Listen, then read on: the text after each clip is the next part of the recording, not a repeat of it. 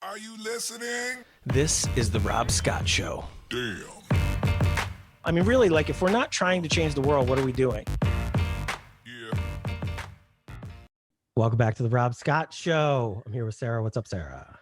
Hi, Rob. How are you today? I'm good. And we've talked just a minute ago, but no, I'm psyched. We want to do this again because we got more. So, Yeah, let me just kind of sum up what I got out of kind of part one. And so you introduced how there can be an imbalance in the self-world model, and you can either be very world and little self, which looks a lot like what a codependent goes through, or you can be very self and have a little concept of the world around you, which can look like narcissism. And the key there is balance. And the shortcut out of kind of any big suffering is leaving that model altogether. So that's what I thought that was very helpful and useful and interesting. That's very cool. I like that a lot. Yeah. The one big thing I want to highlight from the last call too, that is maybe we'll keep coming back to it, is that concept of like shades of red, right? That idea that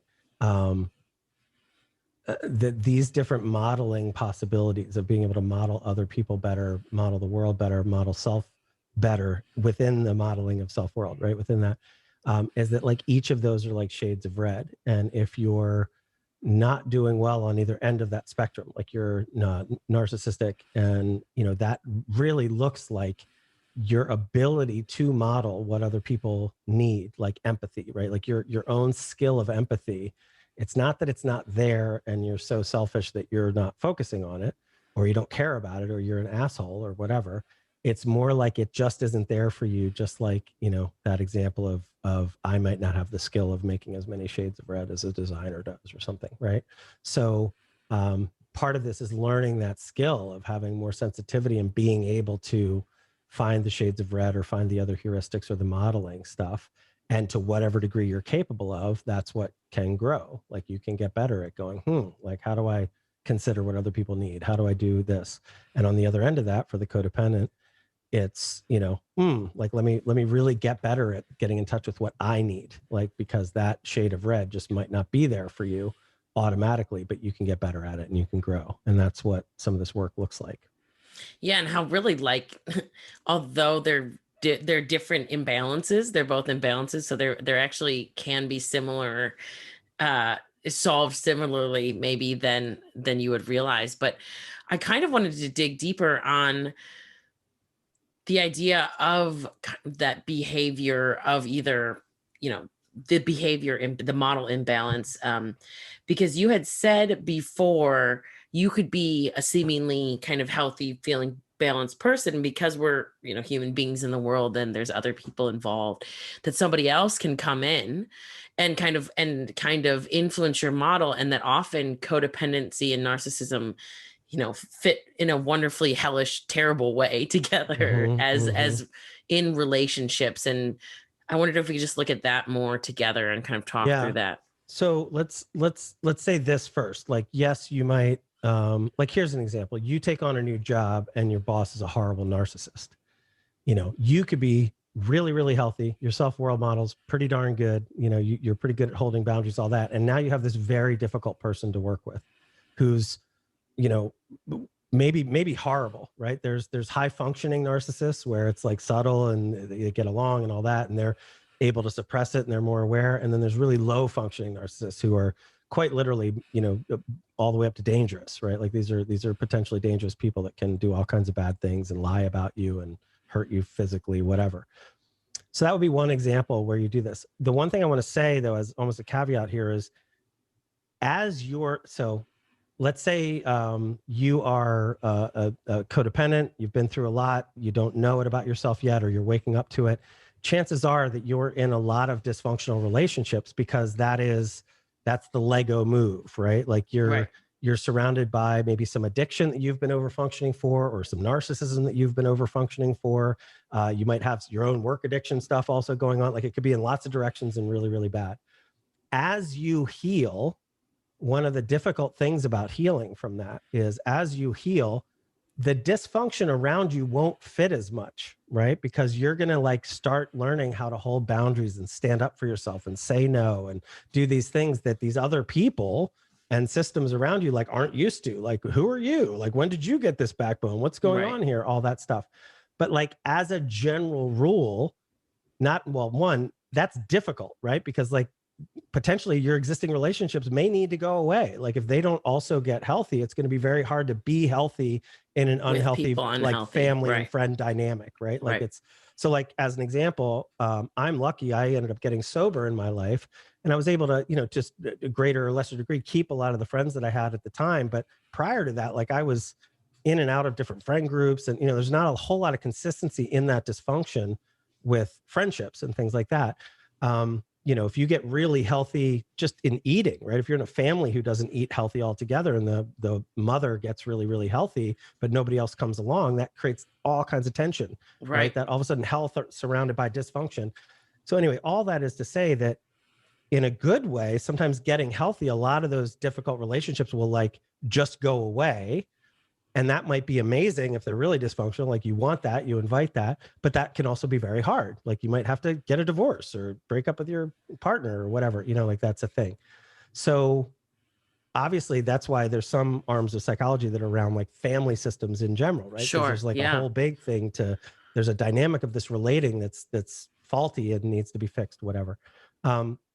That said, a huge part of the codependent side of this is beginning to get in touch with what your needs are, what your desires are, what you really want, what would make you happy, your own hobbies, your own needs, that kind of stuff, and then hold boundaries, right? And boundaries are I think super key. I was thinking, like you said, sometimes this is hard to even notice when we're going through it. And I was thinking of a different example of, let's say you're in a pretty healthy, functional relationship and your partner gets diagnosed with some kind of illness, right? Mm-hmm. Which almost kind of forces them to leave more the world model and focus more on self, and for whatever way kind of tips the scale. So it becomes very narcissistic, like I need this and I need my medication, I need you to do that. And then, the normally healthy other partner, is like, oh my gosh, of course this person needs my help because they're impaired or they're going through chemo or whatever the thing is that they're dealing with. And they start over functioning, and all of a sudden, right, this balance scale tips, and they might not be conscious of it because it's not coming from necessarily like a long history. And so they may then go to a coach or therapist and maybe say something like, I don't know how to find time for myself, or I don't know why I can't get these other things done. And it like that maybe is like a, first flag or something for somebody who might be like, is this a problem that I have that I don't know that I have it, it so can like, pop up. I want to be careful here because that's a great example and let's definitely use it. But I don't want to equate like becoming physically sick with turning into a narcissist. Right? Like that. I wouldn't say that's fair psychologically to say about people that that's connected at all. But it's a really good example because all of a sudden you might be faced with this thing where you need to overfunction. And clearly, however psychologically healthy or not you are, if somebody gets really sick around you and you care about them, it adds a whole lot of complexity and difficulty. And it can be really hard to not feel guilty about stepping back into your own needs. What do I do if they're, like now we haven't had sex in a year and a half and like I have needs and what do I do? So like there's all kinds of difficulty with obviously people getting sick in that way. So I think that's great. When you like, are you looking for like a shortcut to just know what's up? I mean, obviously in the self world model, not talking about the fundamental shift, we want to be connected to balance and time and our own hobbies and interests and like what we care about, right?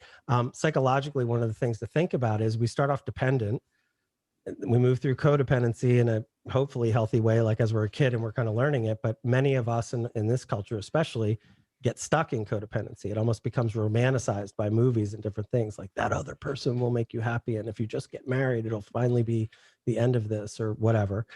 What really is good in our culture especially is working toward healthy independence, right? Like, can you take care of yourself? It doesn't mean you can't like get a partner and do all these things together. And I'm not saying that's necessarily unhealthy, especially if, he's really good at taking out the trash and she likes doing the kitchen stuff. Like you can get into traditional roles and those things can all be really, really healthy. It's not like everybody has to be great at everything all the time. but psychologically, are you capable of creating your own happiness, right? Holding your own interests, taking care of your own problems to a reasonable degree, right? Still doesn't mean you don't ask for help or do these things or cooperate or be a part of that bigger we space.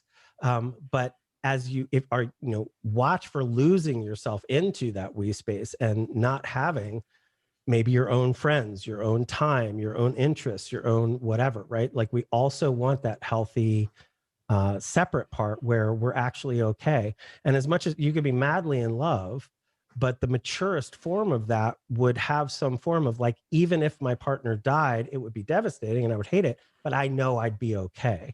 An unhealthy thing is, oh my God, if they died, I would die right after because I couldn't live without them, kind of thing, right? That is, to a degree, another way to talk about you've lost yourself into this thing. And it's like, now my whole identity is in this marriage. Like, how could I possibly go on or whatever?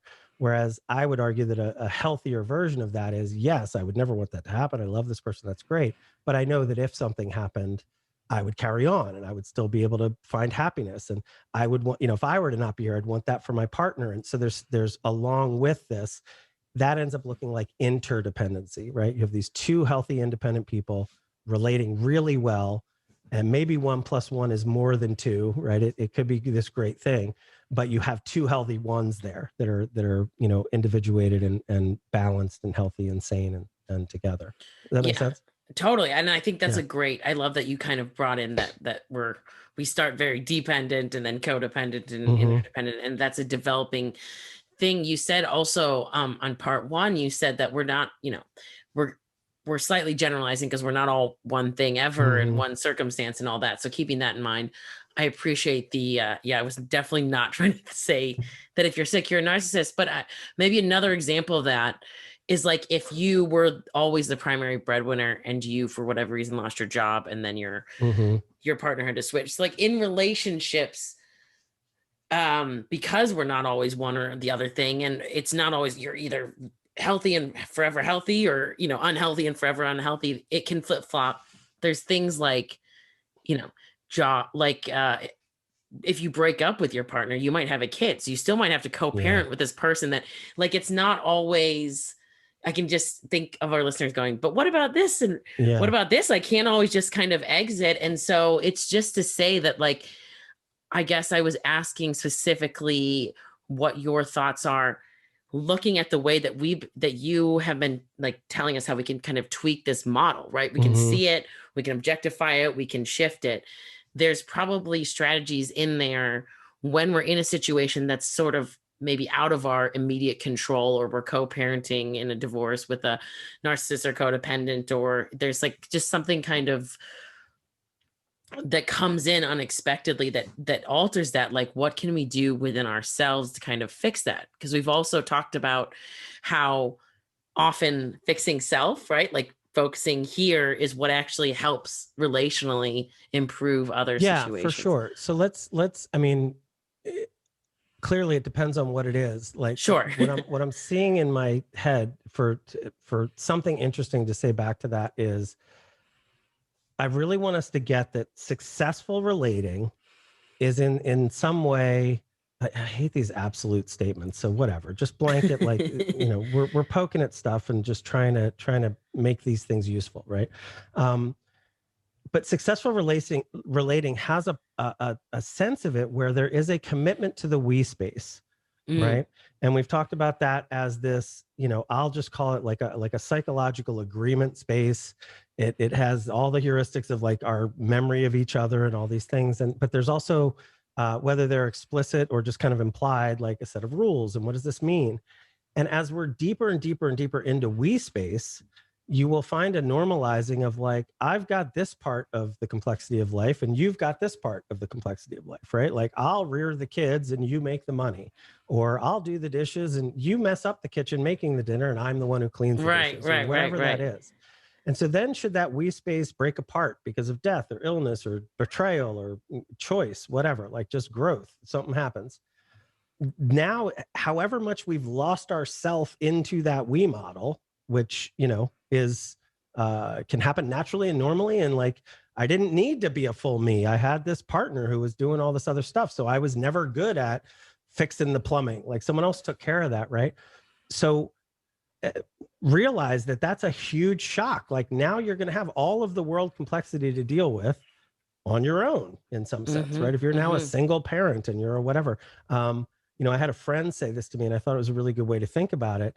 If you get divorced and you're parenting, it is not that you're now a 50% parent because you're, you know, you're only parenting half the week, right? Let's say, it's actually that you're a 200% parent 50% of the time, right? So because when you have them that 50% of the time, you're doing both in all the roles, right? Like it's like it's completely all consuming. So it stuffs down that same amount of commitment, like, you know, into half the time, which can, and that's really disruptive because now then when they're not there, not only do you miss them, but now there's nothing to do, but the house is destroyed and you have to go around for a day kind of cleaning up to get it back, only for 2 days later they're back and it's now full-time parenting again. So these are hard problems just without being codependent or narcissistic, or, you know, with a totally normal human life. Like these are challenges. But I think it's interesting to think about when we're in that we space, right? That just understanding to whatever degree you're cooperating and leaning on each other, if that dissolves, that cooperation and that extra help is no longer there in whatever way. And to whatever degree your sense of identity was lost into the we, right? And you didn't kind of keep a sovereign, also healthy, separate you in some way, that could be psychologically devastating, right? When that goes away, that's where it's like, well, I would die without him. Like I couldn't possibly live, you know, in this other way. So when you say like, what's the move? It doesn't mean I have to have all those skills and do everything. But psychologically, if I leave and he did all of the maintenance around the house and all these things, and now he's left and I still own the house and I live there, but now it's my whole house and I don't know what to do. You know, can you shift into having the confidence of like, well, I'll get a handyman or whatever, right? Like not I'm going to cry in the corner and let everything just degrade around me because I have no idea how to fix this myself. But like, what is the solution to get your own needs met with what's possible in the, you know, creative space of consciousness and life? Like, what do you do? Right. And there's a healthy psychological version of you that doesn't have to have every skill your partner had, doesn't have to have every skill that group you were part of had or whatever. Like you can find a way and then healthily deal with whatever those challenges are with curiosity and excitement and, you know, maybe some sadness and whatever comes with it, but like remain like, you know, sovereign and awesome and amazing, right? Like that's what would be the goal. And I guess what I'm trying to peel apart there is that doesn't mean you're amazing at everything. It doesn't mean there isn't a problem or some deficiency because of that. But psychologically, if we've lost our identity into the we space, then like, oh my God, I could never lose this. And if there's a betrayal, I maybe don't hold the boundary that I really should because, you know, now I'm going to choose just to stay in this because it's easier to parent together, even though I don't feel respected or loved or, you know, and this narcissist just keeps cheating on me and, you know, bringing, I don't know, STDs home that, you know, whatever, like, you know, you see people staying in really unhealthy situations because they're so afraid. I've often used the example, and again, not to oversimplify this or offend anybody. It's just, you know, we're doing a lot of talking. So it's a thing, but people often can't get their mind around why battered women keep going back, you know, to the abuser. There's a whole lot of reasons. There's a whole lot of dysfunction. There's a whole lot of psychological challenges there. But a huge one is just fear of the unknown. Like, I don't know what it is to go be myself out there. Like, he's always paid the rent and he's done this or that or whatever. And so, yeah, he might beat me up every couple of weeks. And I even ended up in the hospital recently, but I just got to go back to him because, you know, whatever. And there can be love addiction in that and other kinds of dysfunction. But part of that is, if you don't know how you're going to pay the bills and you don't know what's going on, like it's incredibly scary to go be out there on your own. So another thing I'm just suggesting here is even if you don't know how to do that, having a sense of self that is open to the idea of I can at least figure it out. Like I may not know that now. There's a different version of you that's like, I'm not going to stay here and continue to be abused. I'm going to fight for my own health and sovereignty and figure it out and have the confidence to go, I don't know what that looks like, but I'm choosing that. And I'm choosing self-love, self-safety, self-whatever, self-interest over abuse and dysfunction, right? Like that's a much healthier way to go, in my opinion. Yeah, I have two things. I'll try to remember them both, but I'll say this one first 'cause I think it's quicker. I love that you kind of brought back that we space, because we had talked about, I think we were using the term like useful delusions, and how Mm. there's mind spaces that aren't, necessarily real and physical reality that we enter, and that kind of it can really help Has a our huge relating. function, right? Right, Has a has a huge huge function. Yeah. function. And how, I was thinking originally, what I was with my example of like divorced parents have to co-parent, you can leave the we space, or you can leave the delusion of like our relationship, and you said this to me and us, and like enter the agreed space of like, we're going to put all that down, and be there for our child, And and leave connect the on the fact that we love right, this kid that we together, love the right? kid. Yeah. And Yeah. so just that, I thought that kind of showcased again the Love it. power of It's that we great. space. And Changing the then we space. You don't have to, changing the it's not just yes. staying and leaving. Like you can evolve it to move it to Right, something different, right. right? Yeah. And it doesn't mean that there wasn't narcissism and codependency in the relationship. It's Hmm. not a delusion where you're like, that never happened. It's Right. just that your focus is in a more useful place. Yes. And then the other thing that you're saying really made me think of an episode we did, I think, a while back, about you were saying how when we first started talking about the self, how we are often there's we think that we're just one self, and that one self has to evolve in different ways, but in the Mm, reality we're many different selves. mm. Right, we don't have to be, I'm Sarah, and I have to force this one version of Sarah into all these different boxes. In fact, I can put on different versions of myself, and that's a very powerful thing. And I was thinking about how you were talking about these values, right? So like the first thing there, when values shift, is maybe that you have the agency to say, I need to throw out my list of what I thought this is the values that Sarah has, and give myself a minute and write some new ones in Yeah. the new context of who I am. Yes. And how, if you can't see that you are multiple selves, like we were talking about in that Hmm. episode, right? If self feels so permanent and singular to you that you can't even see that there's different versions, that would be very hard to do, to Yeah. even know to do that. I can reset my values because I'm a different me in this Totally. moment, Yeah. So let's be careful with that too. So I love that. And that's right. And I have said that, and I do mean that. But I want to like distinguish this from like multiple personality disorder, or, I just as psychiatrists or psychologists listen to this, I want to be, really careful with how we talk about this stuff. One of the things that I want to do is I want to loosen and make more malleable and changeable our relationship with self. And I think it's useful often to talk about different selves showing up. What if it makes more sense to somebody, they could think of different aspects of themselves showing up, like whatever, right? I'm not holding to there's 18 selves and he has 20 selves. And it's not like we're not counting them up kind of thing, but we're talking about the ability to very much shift. And I think that so in the way that we could just make that a little more casual, it's like if you're stuck in a moment and you're really, really angry and something changes, new memories come online, whole new model comes online. That's a new version of you, right? And in some of the training that we're putting together, I'm going to show how this is happening, whether you like it or not, over time. Like just new experiences is growing and changing yourself. So there's like a self of you from 5 minutes ago, and that's not the same as now. Your self of when you were 5 years old is not the same self as now. And so, through time, you have different selves, but I'm going to offer in this moment, you also have the possibility to have a different version of you show up, or fully a different self. So anyway, bit of a disclaimer, but that's what we No, mean. I appreciate that. And Yeah. like maybe something just to extra kind of pound that in. What I was trying to say is like, in that example of the co-parenting divorced couple, you can be the partner in that moment, or you can be the parent in that moment, and it's still you, right? But like you can focus instead on the partner and the relationship that went, that dissolved, but you can still have this rich kind of relationship with you as a parent to this child, with this other person who's also a parent to this child. Super valuable. And also there we're talking about like almost like roles within the self too, right? So we do that.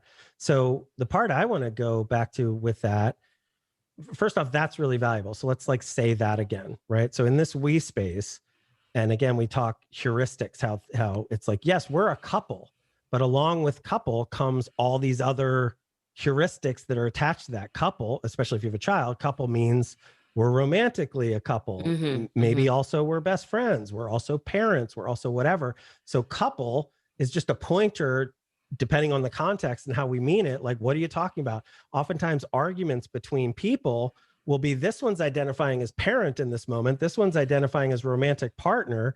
Right. And they're not noticing how the other one's not in the same kind of aspect of what we mean by a couple. And we're having this deep, deep, deep argument, right? Again, masculine and feminine, not to oversimplify that, but, let's just imagine the stereotypical version of this. The man's having this very logical, factual, rational argument about the time where he was on time this one time. And yes, I was only 3 minutes late or whatever. And the woman's going, yeah, but I don't feel seen, right? She's talking in the emotional realm. Right. He's talking in the literal realm. They're both exactly right, but they're missing completely. And there's this huge, they don't understand, they don't connect, they don't feel each other. So like all of these aspects and different parts of the heuristic of what we mean by coupling and all this has all these different parts. And if we can't see that, this idea again of how once I'm in the self in the moment, it feels true, it feels real, it tends to feel permanent, right? It feels like all of a sudden, if I'm parent, every memory of like the times that you didn't do the baby wiping up, whatever, come right online. And now you're bad, right? Like in that moment. When I go back to lover, all the fantastic experiences of what we've done in bed and wonderful dinners together, those come online and I feel deep affection. But when those are online, so you can very quickly go from like horrible bad person to, oh my God, you're my lover, to, like, it's just, that's how subtle and kind of kooky this is. So in that we space, I want to really deeply highlight what you said about how there's couple part of that and there's parent part of that. And so let's say couple part's not working anymore and we need to break up, but we can redo that we space more specifically and wholly around parent part of that. Right. And you can have a really, really, really healthy relating there. So that was, I think, what you kind of wanted out of that thing. Yeah, right? totally. Yeah, that was great. Yeah. The other part of like just changing self and having many selves, as there's grieving of, let's say that we space breaks up and it's no longer couple, what does it look like? Like you were tracking it to values. You were like, if I don't even know to like be able to change my values. Another thing that we've recently said about self is that self kind of comes online with all time and a default set of goals / values / things that would be a win for the future version of me, right? Like I'm here and I've got to navigate now and stay safe and all that, but I'm also trying to do whatever's going to work for 5-minute version, 1 year version. Like I'm working on that future self too. So the more that we get lost in the illusion of this version of me is permanent, this is it, which is that default version, right? It's like, if we're not doing any kind of introspection here, that's almost what it always feels like. Right. Then any kind of meaningful change to value something different feels really hard. It's like, I couldn't value that. Like, you don't get it. I only want this. I only want this relationship to work out or to whatever, right? But as we can start to see the subtlety of all these different kinds of self and how easy it is moment to moment to change self and how we can consciously build a better self through identity shifting and all these different things, right? Now we can kind of, in any moment that something isn't working out, get really clear on, what am I valuing here? What am I attached to? What am I expecting?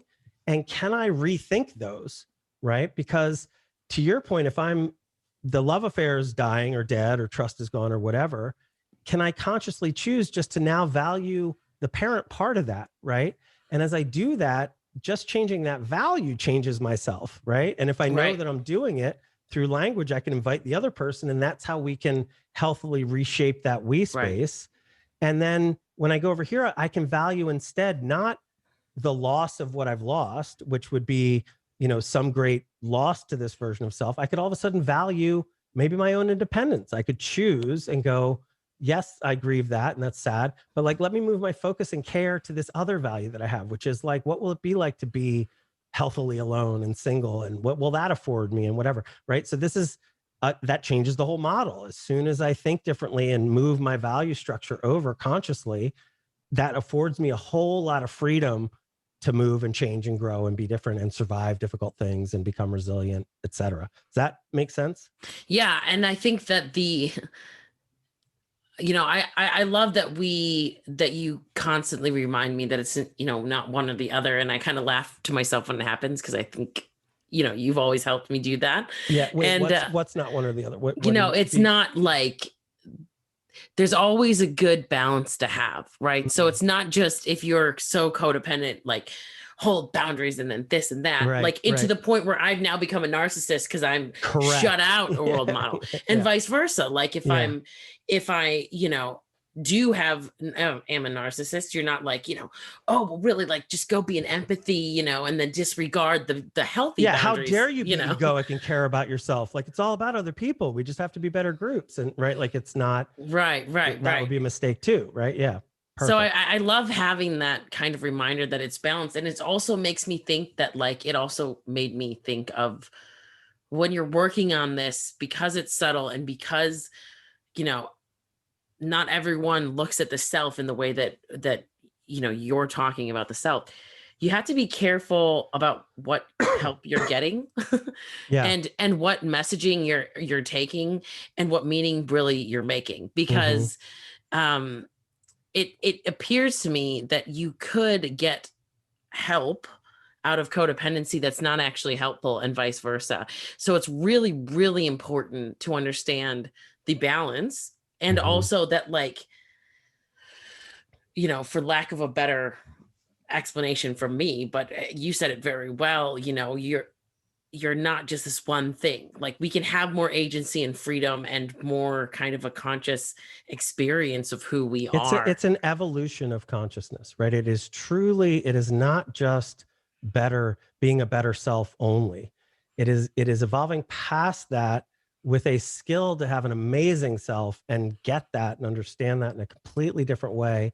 And I would argue be beyond it, right? Like Sure. this is, we are, I'm proud to say we're absolutely in direct competition. And I would argue better than therapy, better than standard therapy, right? I don't want to, therapy is amazing and I don't want to disrespect it. And it's got things, and there's aspects of what we do that are like therapy, and I study therapeutic things. I know about the DSM, right? Like we're all trying to help this and everything, but this is actually something different than just therapy. And what I mean by that is, let's say you get a coach who's not, fully healthy themselves. Let's say you get a therapist who's not fully healthy themselves. And sadly, in these fields, it is very often the dysfunctional people who start off interested in it. They go to school to study about it and learn about it with either conscious or unconscious desires to fix themselves. And along the way, they go, oh my gosh, I can make a profession out of this. They don't ever actually fix themselves. And I'm not throwing all therapists under, but there's a ton of amazing therapists. I've mentioned I've worked with great ones and all that, especially Will and just, lots of great people out there. But very often you have people that are all the way up to psychiatrists who've like just studied it all the way based on a foundation of like a whole lot of unhealthy stuff that they can't see, their own narcissism, their own codependency, their own stuff. Because we're all models. Because we're all modeling. And if you don't see the model, the model can go wrong really quickly and really badly, and we're lost in it. That's the delusional part of this. And so just to give an example, I mean, I could list right now a ton of relationship coaches. Well, first off, just a ton of coaches, like life coaches who are not functionally running their lives. Like, I mean, it's almost a trope. Like, it's so sad how many unqualified people are out there, saying they're going to help you. It's like the old joke I always tell is the 45-year-old person who is living with their parents still because they're that dysfunctional. They're like, I know what I'll do. I'll be a life coach. And it's like, what? Like, nothing's working out for you, right? Like, how do you have any kind of thing? But I'll just give you some positivity tips and we'll figure it out, and yay, right? Like, that actually almost angers me because I care so much about this, right? But in the therapy world too, or a specific coaching realm, right? There's so many relationship coaches that are doing, I'm pretty sure we just mentioned this recently, that kind of default of the relationship has to work, right? Like, we'll figure out a way for you to remain in love because love is going to fix it all and do all these things. That's so incredibly imbalanced because I will promise you right now, love is not always the answer, right? Like, yes, at a spiritual level or some deeper level, there's this tone of love. That's not what I mean. I'm going to say romantic love is not always the answer.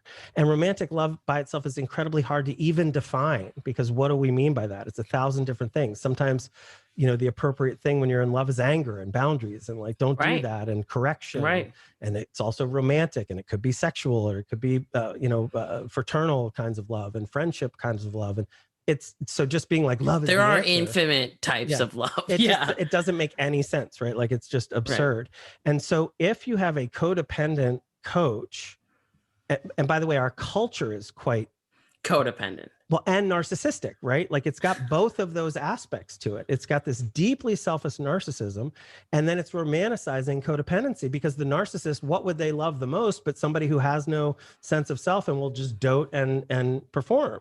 Yeah. So all our movies are doing these codependent messages, right? As like, that'll be the fix. One day you'll find your other, you'll find what's missing in that thing outside yourself, and then you'll be better. Isn't that advertising, right? It's like, totally. You have to have this thing, or this thing you want to get free of. And it's like, what is going on? And it leaves us feeling kind of crazy. Totally. So, I mean, honestly, you will go study this. Like one big arm of advertising is, you know, into that Freudian, be sexier, be richer, be better, you know, beat the Joneses next door, all that narcissist type stuff. Or the other one is like, you know, fix yourself, be okay for other, like this whole thing, right? Like so you have the neurotic to narcissist spectrum in the ads that we're just getting inundated with all the time. And so, you know, sorry for the rant, but like, I can think of people that have promised love, you know, to the codependent, when the right fix there is not love. The right fix is self-love and coming back into self and really healing independent, because then from there, now you could really have a good relationship after that. Right.